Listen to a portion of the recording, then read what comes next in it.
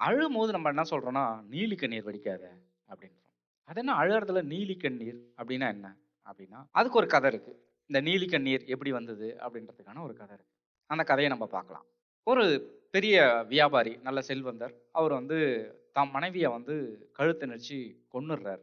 அவ பேரு தான் நீலி.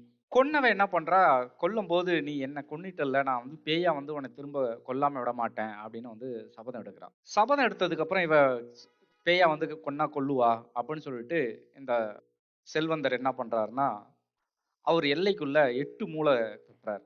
அதாவது மாந்திரீகத்துல 8 மூலைய கட்டிட்டா, அதுக்குள்ள பேய்கள், பிசாசுகள் எதுவும் வராது அப்படின்றது மாந்திரீக நுணுக்கம். சரி, இந்த ஊருக்குள்ளேயே இருந்தா தானே நம்ம பண்ண முடியும், 8 மூலை கட்ட முடியும். இந்த வியாபாரியாச்சே, செல்வந்தர் ஒரு ஊர்ல இருந்து இன்னொரு ஊருக்கு வியாபாரி போகணும். இப்ப வெளிய போனா என்ன பண்றது அப்படின்னா, ஒரு மாந்திரிகர் வந்து என்ன சொல்றாரு, ஒரு மந்திரித்த கத்திய வந்து எப்பயும் கூடயே வச்சுக்கோ. இந்த கத்தி இருந்தா அவளால வந்து உன்னால உன்னைய தொட முடியாது அப்படின்னு வந்து ஒரு மாந்திரீக கத்திய வந்து குடுக்குறாரு. வியாபார நுணுக்கமா சில நாள் கழித்து பக்கத்துல பழையனூர், காஞ்சிபுரம் மாவட்டம் பக்கத்துல பழையனூர்ன்னு ஒரு ஊர் இருக்கு. அந்த ஊருக்கு போறார்.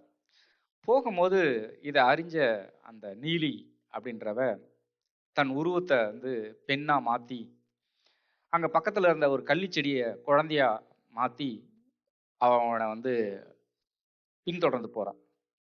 இவன் இந்த நீலி வர்றத பார்த்து கொஞ்சம் வேகமா நடக்குறான். இவன் வந்து, "ஏங்க என்னையும் குழந்தையும் விட்டுட்டு போயிட்டீங்கன்னா, இது எப்படி நான் அந்த குழந்தைய வளர்க்கறது? யாருக்கு இந்த குழந்தை வந்து எப்படி வளர்க்கறது நானு? ரொம்ப கஷ்டமா போயிடும். என்னை விட்டுட்டு போயிறாதீங்க" அப்படின்னு அவன் கால பிடிச்சுட்டு அழறான். அந்த குழந்தையும் வந்து அவன அப்பா, அப்பான்னு சொல்லுது. இதுல அந்த ஊர் வழியா போயிட்டு இருக்கும்போது, இத பார்த்த ஊர் மக்கள் எல்லாம் வந்து, "என்னப்பா ஒரு கை குழந்தைய வச்சுட்டு ஒரு பொம்பள வந்து கால பிடிச்சு அழுதுகிட்டு இருக்கா. இவன் மதிக்காம போறானே!" அப்படின்னு வந்து எல்லாருக்கும் வந்து ஒரே ஆதங்கமா இருக்கு. கிராமங்கள்ல வந்து இது மாரி போகும்போது டக்குனு "ஏன்பா, என்னப்பா, என்ன விசேஷம்? என்ன விஷயம்?" அப்படின்னு கேட்பாங்கல்ல. அந்த மாரி அந்த ஊர்ல இருக்கவங்க எல்லாரும் வந்து கேட்கறாங்க. "என்னப்பா அந்த பொண்ணு உன் பொண்டாட்டிங்கிறா, கையில இருக்க புள்ள வேற உன்ன அப்பாங்குது. எ நீ வந்து கண்டுக்காம இல்ல இவ பேயின்னு சொல்றியே" அப்படின்னு வந்தோனே பஞ்சாயத்துக்கு போயிடுது. அந்த ஊர் பஞ்சாயத்துக்கு போயிடுது.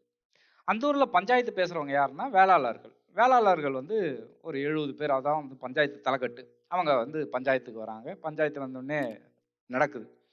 அப்ப அவ சொல்றா, "இல்ல, இவன் என் புருஷன் தான். இது என் குழந்தை தான்." அந்த குழந்தையும் அவன் அப்பாங்குது. இவ அழுன்னு அழுவுறா. "என் புருஷன் தான். என் குழந்தைக்கு ஒரு வழி காட்டுங்க. இன்னைக்கு ஒரு ராத்திரியே வந்து இவரு கூட நான் தங்கணும். எனக்கு இந்த ஒரு ராத்திரி இவரு கூட தங்குனா கூட போதும்" அப்படின்னு. ஏன்னா, அந்த ஒரு ராத்திரி தங்குனா இவன கொன்னுருவா, அந்த வியாபாரிய கொன்னுருவா அப்படின்றது வியாபாரிக்கு தெரியும். ஆனா ஊர் மக்களுக்கு அது தெரியாது. இவ பேயி அப்படின்னு சொன்னாலும், இவள நான் தான் கொன்னேன் அப்படின்னு இந்த வியாபாரியால சொல்லவும் முடியல. ஏன்னா கொன்னது வெளிய தெரிஞ்சிரும்.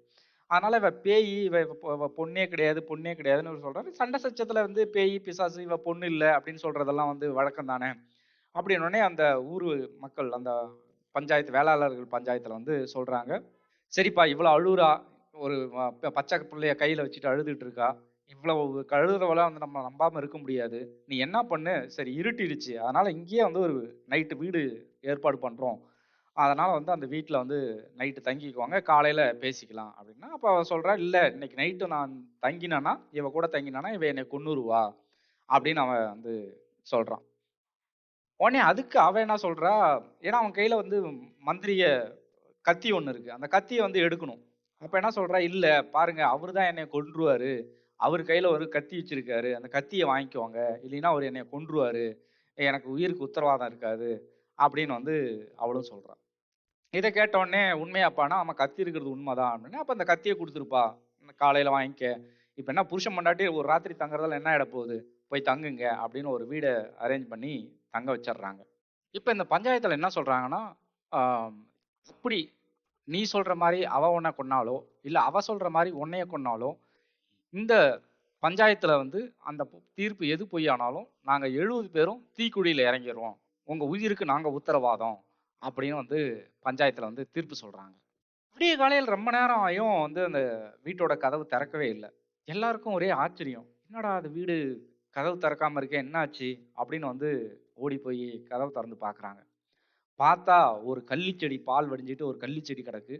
அவரு வந்து அந்த வியாபாரி வந்து கழுத்து அறுபட்டு, கழுத்த அறுத்து ரொம்ப கொடூரமா கொலை பண்ணி, அப்ப அந்த பார்த்த உடனே அந்த அங்க இருந்த அந்த பஞ்சாயத்து சொன்ன 70 வேளாளர்களும் வந்து, "ஐய்யய்யோ! நம்ம வந்து ஒரு பொண்ணு அழுதத நம்பி, நம்ம வந்து ஒரு தீர்ப்பு சொல்லிட்டோமே, தப்பான ஒரு தீர்ப்பு சொல்லிட்டோமே, இதனால நம்ம தீர்ப்பால ஒரு உயிர் போயிருச்சே அப்படின்னு வந்து சொல்றாங்க.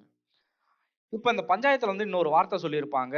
என்னன்னா வந்து, நீ அப்படி உனக்கு ஏதாவது ஆச்சுன்னா, நாங்க 70 பேரும் நாங்க தீக்குளிச்சிடுறோம். தீக்குழி இறங்கிருவோம் அப்படின்னு சொல்லுவாங்க. இப்ப அந்த 70 பேரும் அவங்க வார்த்தைய காப்பாத்த முடியாம போனதுனால தீக்குழி இறங்கிடுறாங்க. இதுதான் ஒரு பொய்யா ஒரு அழுவுன ஒரு அழுகைய வச்சு நம்ம வந்து தப்பா ஒரு தீர்ப்பு எடுத்துட்டோம் அப்படின்னு 70 பேர் உயிர மாத்திக் கொண்டாங்க. அதனால தான் யாராவது பொய்யா அழும்போது, இல்ல வந்து ஒரு உண்மை இல்லாத விஷயத்துக்கு அழும்போது நம்ம என்ன சொல்றோம்னா, "நீலி கண்ணீர் வடிக்காத" அப்படின்னு நம்ம வந்து சொல்றோம். இது போன்ற சுவாரஸ்யமான கதைகளையும், நல்ல புத்தகங்களையும் பற்றி தெரிந்து கொள்ள மறக்காம படித்த புத்தகம் சேனல சப்ஸ்கிரைப் பண்ணுங்க. நன்றி.